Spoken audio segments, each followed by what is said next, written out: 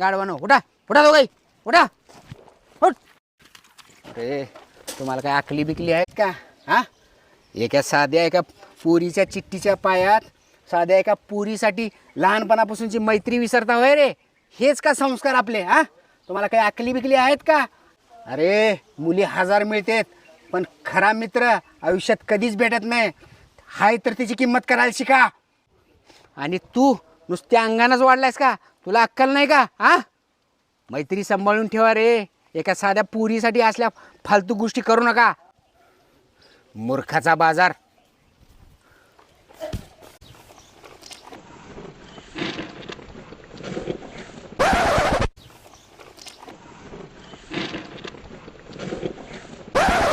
有人。